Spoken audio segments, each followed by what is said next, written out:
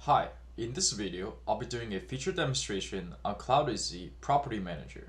In this video, I'll be showing you how to use the Property Manager and what you can do with it.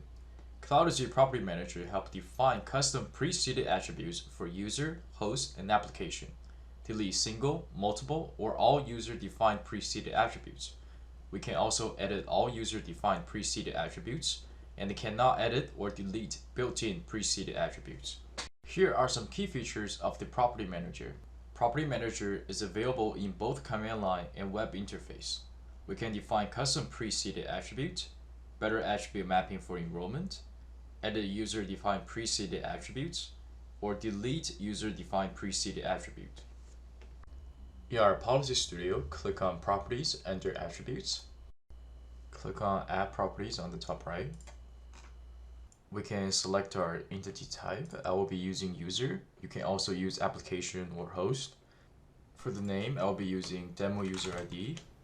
And for the short name, I'll use demo ID.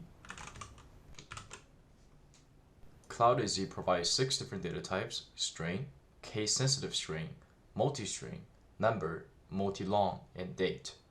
CloudAz also have a limitation on the maximum number of custom properties you can create.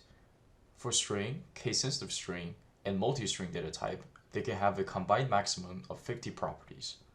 Up to 20 combined properties for number and date data type, and 4 properties for multi-long data type. Click on Save. Let's go to our component types. To User. Click on Pre-seeded Attributes.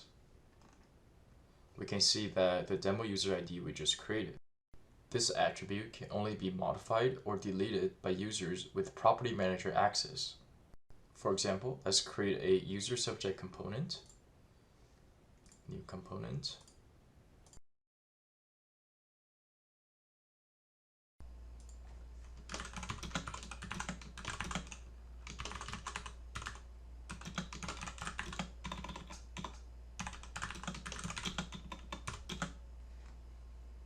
Let's find our pre-seeded attribute, demo user ID. Let's set this to demo user.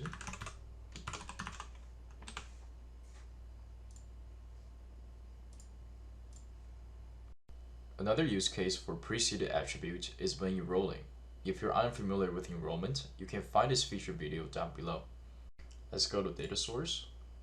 Click on this enrollment. All the control center attributes must be pre-seeded attributes. Since we just created our demo user pre-seeded attribute, we should be able to map to this attribute. With this, we conclude our video on NextLabs CloudAz Property Manager. Thank you for watching. If you enjoyed this video, please like, share, and subscribe to the NextLabs channel, and stay tuned for more CloudAz featured videos.